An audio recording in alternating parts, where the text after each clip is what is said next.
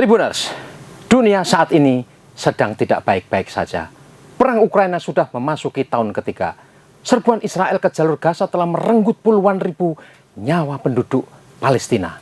Kehancuran fisik serta hilangnya nyawa manusia di berbagai medan konflik dunia telah mencapai jumlah yang sangat menyedihkan.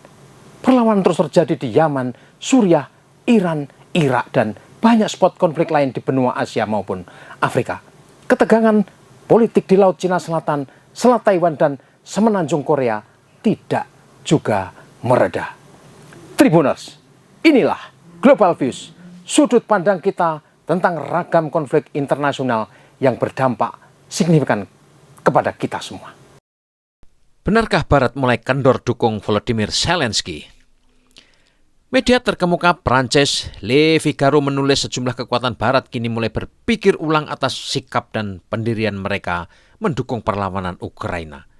Masih menurut Le Figaro, Amerika Serikat dan Uni Eropa diam-diam berusaha mendorong penyelesaian konflik Moskow dan Kiev lewat meja perundingan. Tanda-tanda perubahan sikap Barat terhadap perang Rusia-Ukraina yang sudah berlangsung 30 bulan itu ditunjukkan diantaranya oleh Kanselir Jerman Olaf Scholz. Scholz pekan lalu mengatakan, kini sudah tiba saatnya menghentikan perang di Ukraina. Perubahan sikap Scholz itu mengikuti tekanan keras secara domestik dan merosotnya dukungan rakyat Jerman kepada dirinya.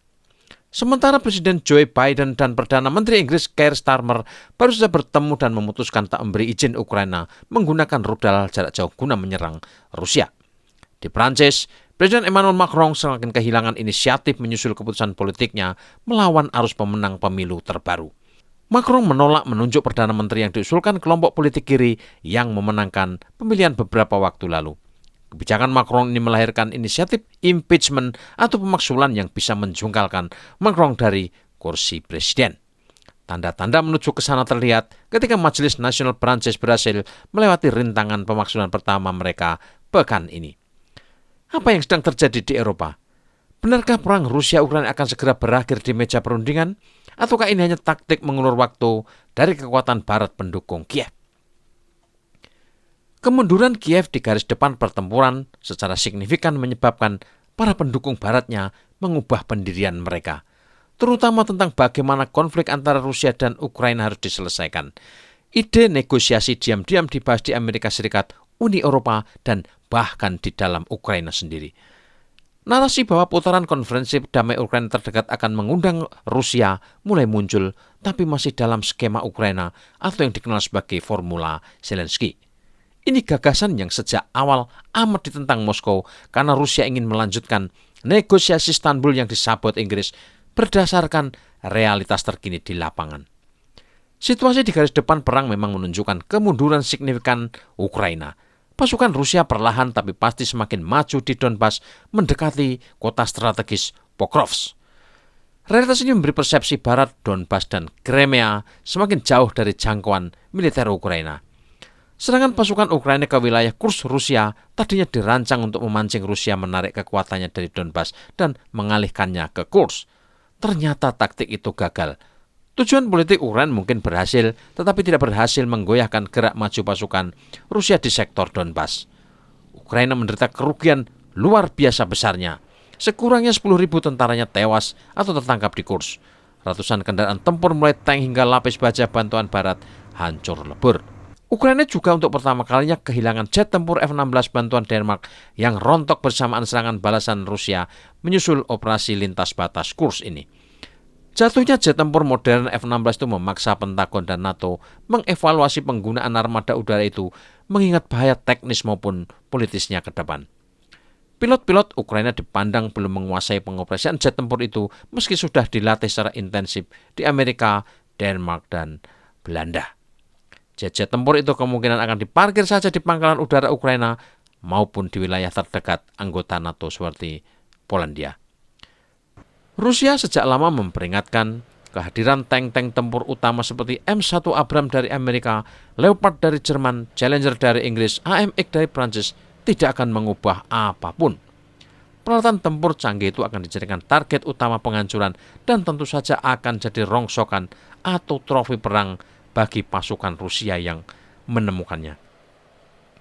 Mengenai penggunaan rudal jarak jauh Storm Shadow atau Scalp yang dikirim Inggris dan Perancis, Inggris dan Amerika menimbang potensi pembalasan taktis strategis oleh Rusia. Mereka berhati-hati dan khawatir terjadi eskalasi dengan Moskow, termasuk risiko perang nuklir jika Ukraina nekat menembakkan rudal itu ke target jauh di dalam wilayah Rusia. Moskow mengerti penggunaan rudal jarak jauh itu praktis dan realitasnya dilakukan kekuatan Barat karena Ukraina tidak menguasai sistemnya. Dengan demikian, sesungguhnya pula penembakan rudal jarak jauh ke Rusia adalah deklarasi perang terbuka NATO melawan Moskow. Sementara secara umum, kesulitan ekonomi yang diderita negara-negara Eropa dipahami sebagai kegagalan mereka bertubi-tubi menghukum Rusia. Barat juga salah menilai kekuatan hubungan Rusia dengan sekutunya di global selatan dan Asia, termasuk Cina, Iran, dan Korea Utara. Dampak hukuman ala Barat ke Rusia justru berbalik ke mereka. Jerman mulai cemas rencana penutupan 6 pabrik Volkswagen adalah tanda buruk kemerosotan itu. Meski masih berusaha tampil pro-Ukraina, Jerman baru-baru ini mengumumkan rencana pengurangan bantuan militernya ke Ukraina. Seorang diplomat Perancis berpangkat tinggi mengatakan kepada Le Figaro, Paris kini juga menyerukan solusi yang langgeng dan negosiasi untuk menghentikan perang Ukraina-Rusia.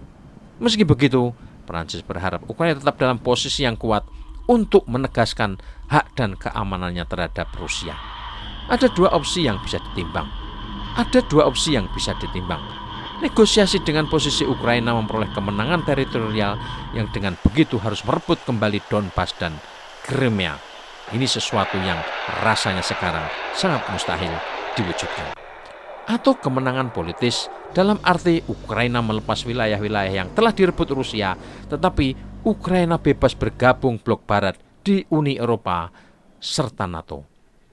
Sebuah pertemuan puncak menurut diplomat itu akan digelar menyusul gagalnya konferensi perdamaian Ukraina di Swiss beberapa waktu lalu. Pertemuan Swiss gagal memberikan hasil konkret di tengah kritik Tiongkok dan India karena Rusia tidak diundang ke acara tersebut. Posisi Rusia sebagaimana pernah ditegaskan Presiden Vladimir Putin tidak pernah goyah sejak pertemuan Istanbul Maret 2022. Moskow tidak pernah menolak berunding dengan Ukraina, tetapi tidak akan membahas tuntutan Kiev yang tidak melihat realitas terkini di lapangan. Rusia menghendaki Ukraina menjadi negara netral, tidak bergabung Uni Eropa dan NATO, serta membersihkan militernya dari kekuatan neonasi. Moskow juga meminta bergabungnya Republik Rakyat Lugansk dan Republik Rakyat Donetsk serta Crimea ke Federasi Rusia adalah kenyataan yang harus diakui. Juru bicara Kremlin Dmitry Peskov menyatakan para pendukung Ukraina seharusnya tidak mengabaikan peringatan berulang Presiden Rusia Vladimir Putin. Keinginan mencolok untuk tidak menganggap serius pernyataan Presiden Rusia adalah langkah yang sama sekali tidak berwawasan dan tidak profesional, kata Dmitry Peskov. Sekretaris Jenderal NATO Jens Stoltenberg sebelumnya meremehkan anggapan penggunaan senjata jarak jauh oleh Ukraina akan menjadi pelanggaran garis merah dalam perang. Sudah banyak garis merah yang dideklarasikan oleh Putin sebelumnya dan dia tidak meningkatkannya, yang berarti juga melibatkan sekutu NATO secara langsung dalam konflik, kata Stoltenberg. Stoltenberg mendukung Inggris dan Perancis dalam keputusan mereka untuk mencabut pembatasan penggunaan senjata jarak jauh Kiev terhadap Rusia. Menteri Luar Negeri Rusia Sergei Lavrov turut memperingatkan supaya garis merah penggunaan senjata rudal jarak jauh itu tidak boleh dipandang bodoh. Siapapun yang bercanda tentang garis merah kami, jangan main-main dengan garis merah kami. Mereka tahu betul apa itu, kata Sergei Lavrov, diplomat paling senior yang dimiliki oleh Rusia. Tribuners, peperangan di Ukraina sekali lagi adalah pertunjukan politik level global, sebuah pertempuran proksi kekuatan Barat melawan Rusia menggunakan tangan Ukraina. NATO adalah kekuatan yang paling agresif menginginkan Rusia berhenti berkembang dan meluaskan pengaruh politik maupun militernya. NATO adalah inisiator pecahnya konflik Ukraina, menyusul taktik ekspansinya ke Eropa Timur yang membuat mereka muncul di pagar depan Rusia. Sejauh ini, Rusia memperlihatkan keunggulan signifikan meski dikeroyok Barat. Moskow semakin dalam membantu negara-negara dunia ketiga di Afrika yang melepaskan diri dari neokoloninya. Secara ekonomi, Rusia ada di jalur yang benar lewat blok ekonomi BRIC Plus yang menawarkan aneka kerjasama ekonomi, sosial, kebudayaan yang tampak lebih adil dan setara. Для вас маркером того, что все удалось, вот что главное? Рост населения.